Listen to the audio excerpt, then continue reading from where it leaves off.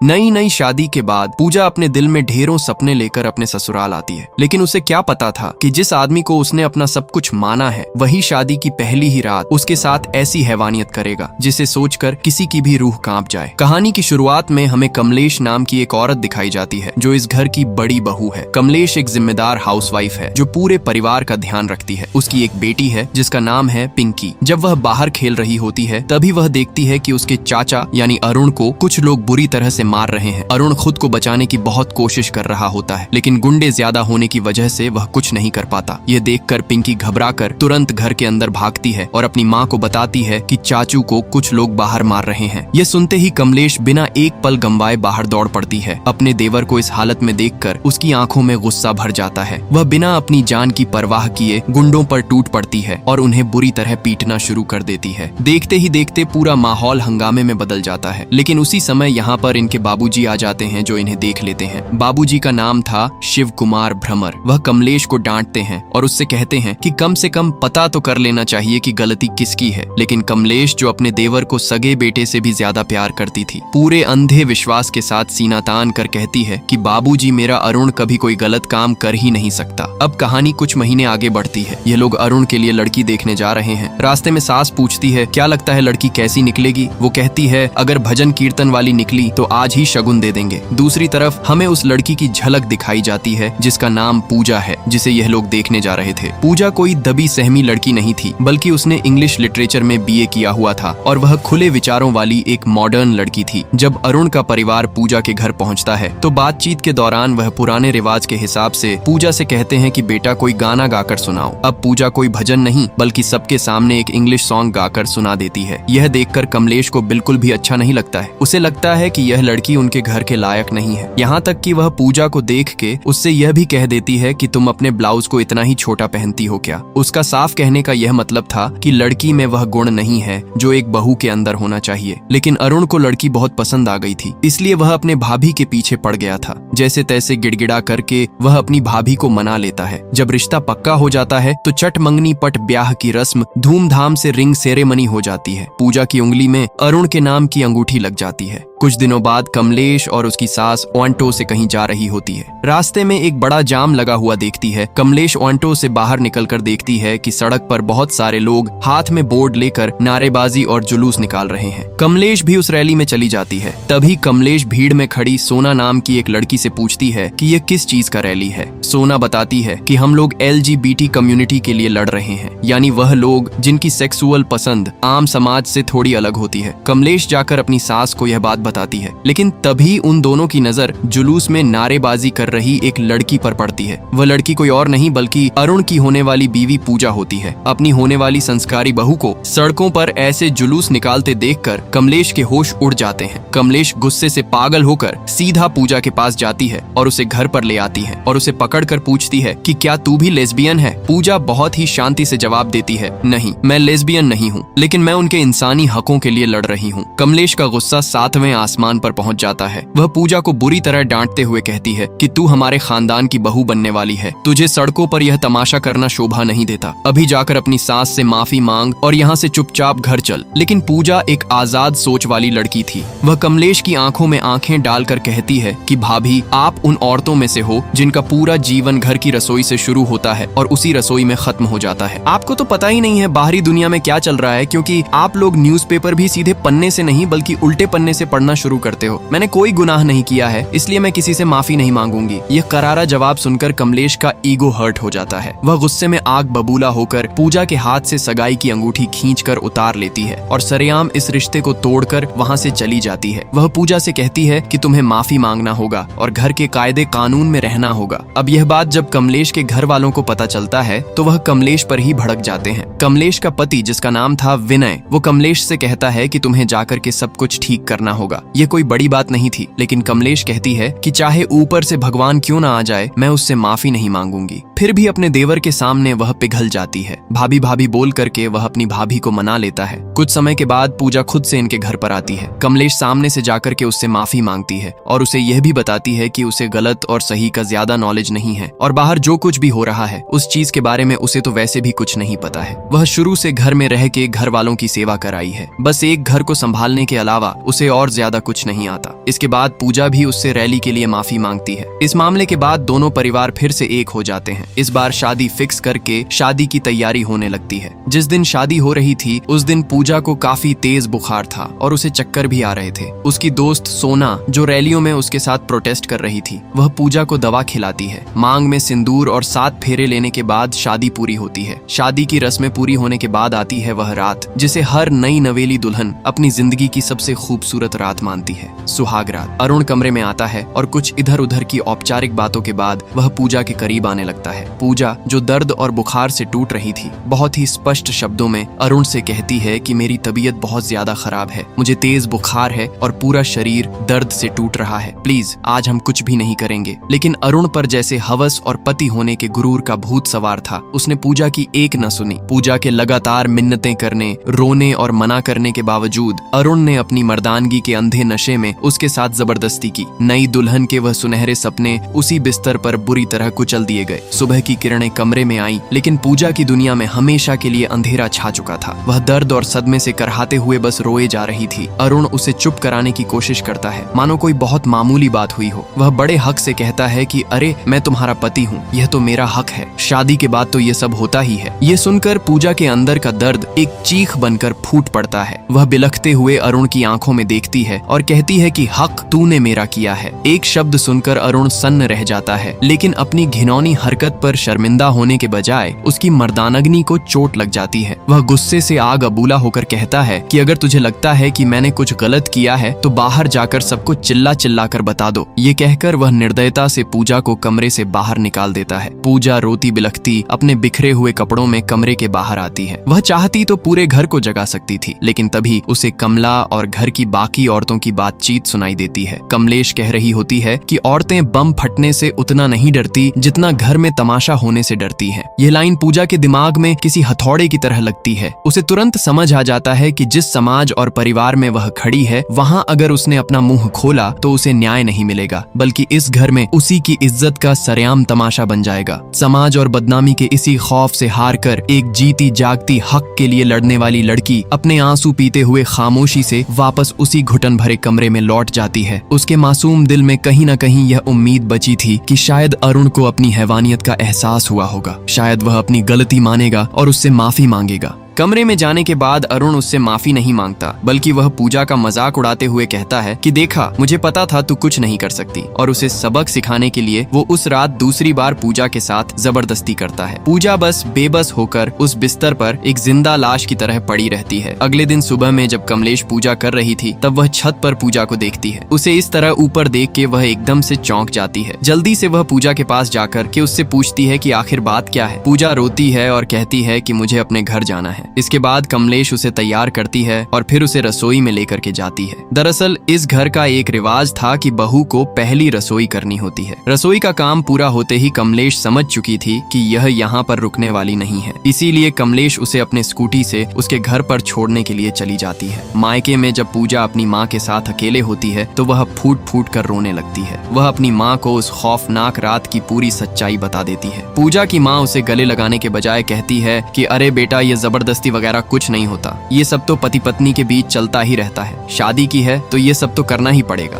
वरना हमारे खानदान का वंश कैसे आगे बढ़ेगा। पूजा अपनी माँ की यह घटिया सोच देखकर पूरी तरह हैरान हो जाती है। उसकी माँ उसे गुस्से में कहती है कि तुझे अपने ससुराल वापस जाना ही होगा, अगर तूने कोई तमाशा किया तो समाज में हम लोग का क्या इज्जत रहेगी। अब पूजा के पास कोई रास्ता, कोई उम्मीद नहीं बची थी। वह बिना मन से कमलेश के साथ वापस अपने ससुराल की तरफ लौटने लगती है, लेकिन रास्ते में पूजा खुद को रोक नहीं पाती। वह वॉशरूम जाने का बहाना बनाती है और वहाँ से चुपचाप भाग जाती है। पूजा के गायब होते ही पूरे घर में अफरा तफरी मच जाती है। कमलेश पागलों की तरह उसे हर जगह ढूंढती है, लेकिन जब पूजा कहीं नहीं मिलती तो कमलेश पूजा की उसी दोस्त सोना के पास उसके एनजीओ पर जाती है। लेकिन सोना को भी नहीं पता होता है कि पूजा कहाँ है, लेकिन वो उसे ढूंढने का वादा करती है। बातों बातों में कमलेश सोना से पूछती है कि तुम्हारा ये एनजीओ करता क्या है। सोना बताती है कि वह उन औरतों की मदद करते हैं जो घरेलू हिंसा या रेप का शिकार होती हैं। कमलेश यहाँ अपनी पिछड़ी हुई सोच दिखाते हुए विक्टिम को ही ब्लेमिंग करती है और कहती है कि औरतों को घर से ज्यादा बाहर नहीं निकलना चाहिए, तभी वह सेफ रहेंगी। लेकिन सोना उसे एक ऐसा जवाब देती है जो कमलेश की बोलती बंद कर देता है। सोना कहती है कि कमलेश जी, अगर औरतें अपने खुद के घर में अपने खुद के बेडरूम में ही सेफ नहीं हो तो फिर वह कहाँ जाएं? जल्द ही सोना को पता चल जाता है कि पूजा एक सुनसान पार्क में बैठी है। इसके बाद सोना जाकर के पूजा से मिलती है और उससे पूछती भी है कि आखिर प्रॉब्लम क्या है, तुम हमें बता सकती हो। लेकिन पूजा उसे कुछ नहीं बताती है। वह डरी हुई थी इसीलिए नहीं बता रही थी, या फिर उसे शर्म आ रहा था। सोना उसे अच्छे से समझाती है और उसका साथ देने के लिए भी तैयार थी। सोना कहती, अगर मुझे नहीं बताओगी तो कमलेश से बात कर सकती हो। तब तक कमलेश आ जाती है तो सोना वहाँ से चली जाती है। कमलेश उससे पूछती है कि आखिर तुम चाहती क्या हो, तुम्हारी प्रॉब्लम क्या है, आखिर इस तरह तुम घर छोड़ के कब तक भागोगी। पूजा हिम्मत जुटा करके कमलेश को बताती है कि अरुण ने मेरा रेप किया है। इतना सुनते ही कमलेश उसे एक थप्पड़ मार देती है और उससे कहती है कि मेरा अरुण ऐसा कर ही नहीं सकता, और इसमें रेप वाली क्या बात हो गई, ये तो पति पत्नी के बीच में होता है। जिस पर पूजा कहती है कि मेरी सहमति भी होनी जरूरी है, मेरी मर्जी के खिलाफ उसने मेरे साथ जबरदस्ती किया। खैर, जो भी यहाँ पर बात हुई थी, एक पल के लिए वह खत्म होता है। कमलेश पूजा को लेकर के सही सलामत वापस घर आती है, जहाँ बाबूजी भी पूजा को समझाते हैं। वह पूजा से कहते हैं कि हमने बहुत मेहनत से नाम कमाया है, इस नाम को डुबोना मत, अगर कोई बात है तो हम लोग उसे सोल्व करेंगे, घर छोड़कर भागने से प्रॉब्लम सॉल्व नहीं हो जाएगी। पूजा को समझाने के बाद यह बात यहीं पर खत्म हो जाती है। लेकिन पूजा ने अरुण के लिए जो बात कमलेश को बोला था वह उसके मन में खटक रहा था। जिसके बाद कमलेश अपने पति से पूछती है कि कुछ सालों पहले अरुण की कुछ लड़कों के साथ लड़ाई हुई थी, तो वह क्यों हुई थी। जिस पर उसके पति कहते हैं कि कॉलेज में ऐसी लड़ाइयाँ होती रहती हैं। यहाँ पर कमलेश कहती है कि उसने अरुण की परवरिश की है, इसलिए अगर अरुण कोई गलती करता है तो कहीं ना कहीं इसकी जिम्मेदार वो भी है। इसीलिए वह बात को टालते हुए कहती है कि वह तो बस ऐसे ही पूछ रही थी। इसके बाद कमलेश की बेटी पिंकी उससे पूछती है कि आखिर एआई क्या होता है। कमलेश को इसके बारे में कुछ भी पता नहीं होता, लेकिन पड़ोस वाली औरत कमलेश की बेटी पिंकी को समझाते हुए कहती है कि एआई का मतलब होता है जब कंप्यूटर इंसानों की तरह सोचने और समझने लगता है तो उसे एआई कहते हैं। यह सुनकर कमलेश हैरान रह जाती है। तभी वह औरत बताती है कि यह खबर कल ही अखबार के पहले पन्ने पर छपी थी। ये सुनते ही कमलेश को अचानक याद आता है कि पूजा भी कंसेंट जैसा कोई शब्द इस्तेमाल कर रही थी। इसी उलझन के साथ वह सीधे सोना के पास पहुंचती है और उससे पूछती है कि आखिर कंसेंट का मतलब क्या होता है। जिस पर सोना उसे समझाती है कि कंसेंट यानी किसी भी चीज के लिए सामने वाले की साफ सहमति होना। अगर किसी के साथ हम कुछ भी करना चाहते हैं तो सामने वाले पार्टनर का कंसेंट होना जरूरी है, यानी कि उसकी सहमति होना जरूरी है, क्योंकि हमारी बॉडी पर हमारा हक होता है और कोई भी हमारे साथ जबरदस्ती कुछ भी नहीं कर सकता। अब यह सुनने के बाद कमलेश को यह बात थोड़ी थोड़ी समझ में आने लगती है। इसके बाद परिवार वाले पूजा और अरुण को हनीमून पर भेज देते हैं। पूजा हनीमून पर अरुण से हाथ जोड़कर कहती है कि जो हुआ उसे भूल जाते हैं, और क्या हम एक नई शुरुआत नहीं कर सकते, क्या हम पति पत्नी बनने से पहले अच्छे दोस्त नहीं बन सकते। लेकिन अरुण नाम का वह दरिंदा कुछ नहीं सुनता।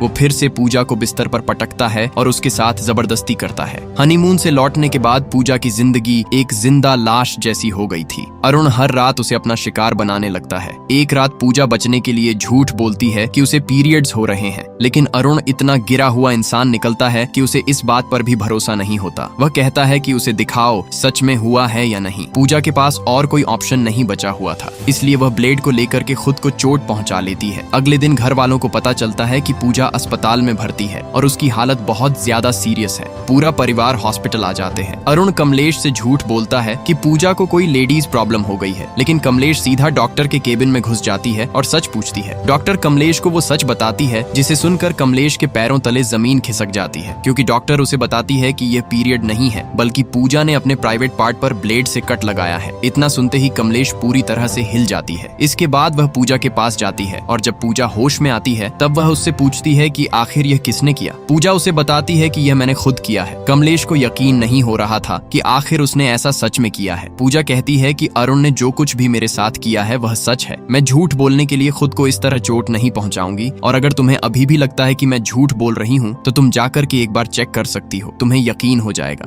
कमलेश को जानना था कि पूजा सच कह रही है या फिर झूठ। पूजा ने जो झेला है उसे समझने के लिए कमलेश खुद वैसा दर्द महसूस करना चाहती है। वह ब्लेड उठाकर खुद को चोट पहुंचाने की कोशिश करती है, लेकिन उसकी हिम्मत नहीं होती। यह करना इतना आसान भी नहीं था। कोई झूठ बोलने के लिए खुद को इस तरह चोट नहीं पहुंचा सकता। कमलेश को एहसास हो चुका था कि कहीं ना कहीं अरुण की गलती है। वह जाकर के पूजा से मिलती है और उससे कहती है कि इस चीज में जिनका जिनका हाथ था उन सबको सजा मिलेगी, या फिर वह मैं भी क्यों ना हूँ। कुछ समय के बाद जब अस्पताल में अरुण आता है तब वह अपनी वाइफ के बारे में पूछता है, जहाँ उसे मालूम चलता है कि उसकी वाइफ को डिस्चार्ज करके घर भेज दिया गया है। इसके बाद वह जाकर के डॉक्टर से मिलता है। वह डॉक्टर से पूछता है कि वह अपनी बीवी के साथ कितने दिन बाद रिलेशनशिप बना सकता है। अभी के लिए डॉक्टर को पता नहीं था कि वह किसकी बात कर रहा है, लेकिन जब डॉक्टर को मालूम चलता है कि यह पूजा का पति है तब वह उस पर भड़क जाती है। वह उसे डांटते हुए कहती है कि उसी की वजह से उसकी बीवी ने खुद को नुकसान पहुंचाया और उसे अभी भी सिर्फ रिलेशनशिप बनने की पड़ी है। फिर गार्ड बुलाकर उसे वहां से बाहर निकलवा देती है। अरुण ये सब सुनकर घबरा जाता है। उसे एहसास होता है कि उसकी वजह से पूजा अपनी जान भी दे सकती थी। डर के मारे वह घर की तरफ भागता है। दूसरी तरफ कमलेश पूजा को लेकर घर वापस आ जाती है। वे चाहती तो सीधे थाने जा सकती थी, लेकिन कमलेश ऐसा नहीं करती। वह पूजा से कहती है कि पहले पिताजी से बात करेंगे, वही कोई सही फैसला लेंगे। जरूरत पड़ी तो पुलिस बुलाकर अरुण को जेल भिजवा देंगे। कुछ समय बाद जब अरुण घर पहुंचता है तो उसे पता चलता है कि घर में मुंह दिखाई की रस्म चल रही है। इसी वजह से उसे पूजा से मिलने नहीं दिया जाता। तभी कमलेश उससे कहती है कि उसने जो किया है उसकी सजा उसे जरूर मिलेगी और वह जेल जाएगा। अरुण अपनी सफाई में कहता है कि वह तो मेरी पत्नी है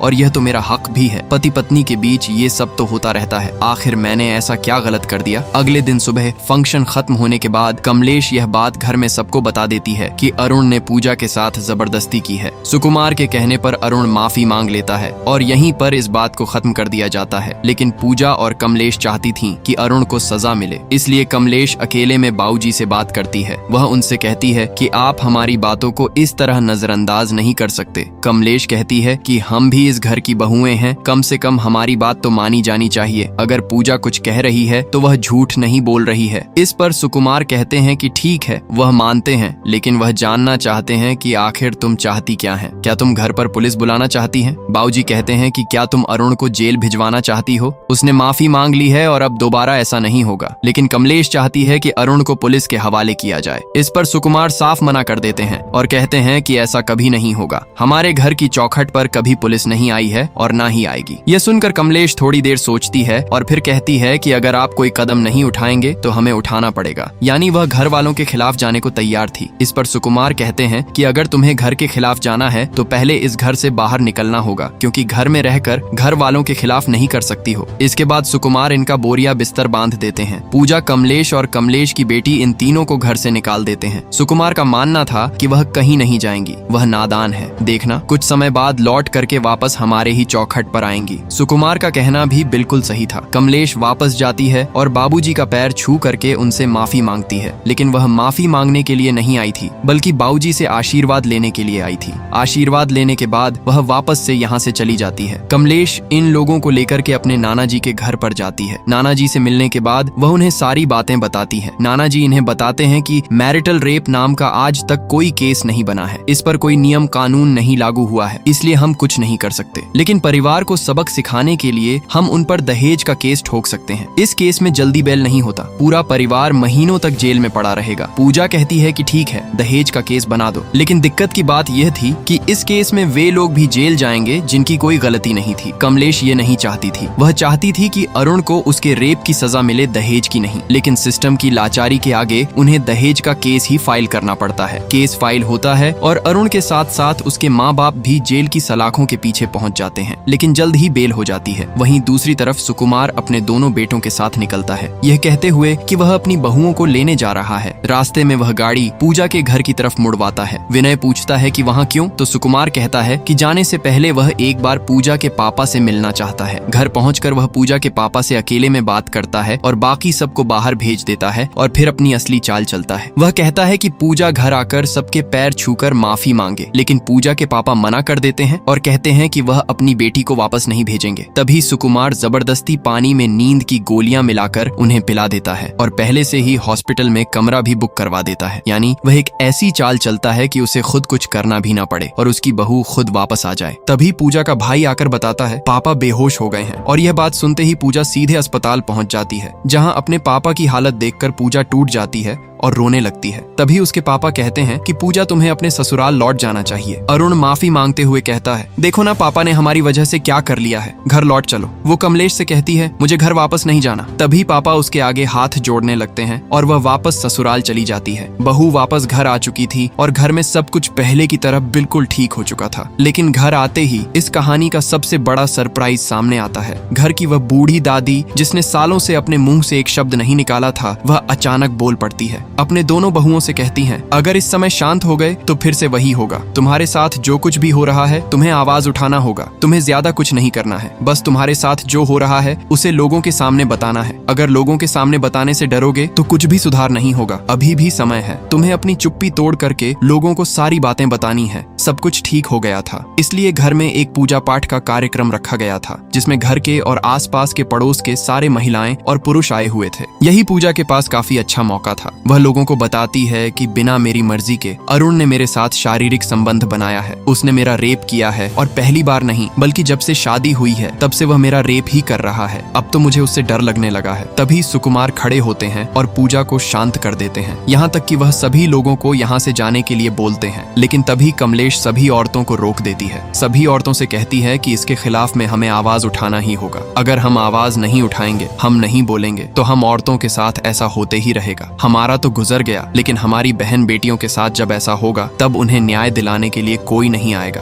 उसी समय अरुण सामने से आकर के पूजा को यहाँ से चलने के लिए बोलता है। पूजा पीछे हटती है, तब वह उसे थप्पड़ भी मारने की कोशिश करता है, लेकिन कमलेश उसे रोक देती है। इसके बाद कमलेश ही उसे थप्पड़ मारती है। अब कमलेश अरुण से कहती है कि इन सब का फैसला सिर्फ कोर्ट में ही नहीं होगा, बल्कि परिवार और समाज भी करेगा। और वह वही फैसला सुनाती है कि आज से अरुण के सारे हक खत्म और उसे पूजा के पैर छूकर माफी मांगनी होगी। कमलेश अरुण की आंखों में आंखें डालकर उसका बहिष्कार करते हुए कहती है कि आज के बाद इस घर की कोई भी औरत तुझसे कोई रिश्ता नहीं रखेगी। तू किसी भी पूजा में किसी भी रस्म में शामिल नहीं होगा। यहाँ तक कि जब मेरी बेटी पिंकी की शादी होगी तो तू उसकी डोली को कंधा भी नहीं देगा। आज तेरे उस बाप के अलावा तेरे साथ कोई खड़ा नहीं है। इसका मतलब है कि तू एक दरिंदा है। पूरे परिवार और समाज से खुद को कटा हुआ देखकर अरुण का सारा गुरूर टूट जाता है और वह फूट फूट कर रोने लगता है। पूजा के पैरों में गिरकर गिड़गिड़ाता है कि मुझे माफ कर दो, मैं आगे से कभी ऐसा नहीं करूंगा, मैं बदल जाऊंगा। लेकिन पूजा अब वह बेबस लड़की नहीं थी। वह अपने पैर पीछे खींचती है और कहती है कि सिर्फ सॉरी बोलने से शरीर और जिस्म पर लगे जख्म नहीं भरते। आज तू माफी मांग रहा है, कल फिर से वही करेगा। मुझे पता है कि आज हमारे देश में मैरिटल रेप को लेकर कोई सख्त कानून नहीं है, लेकिन याद रखना, जिस दिन इस देश में वो कानून लागू होगा, सबसे पहला केस मैं तेरे खिलाफ ही करूंगी और मैं उम्र भर उस दिन का इंतजार करूंगी। और यह कहानी यहीं पर खत्म होती है।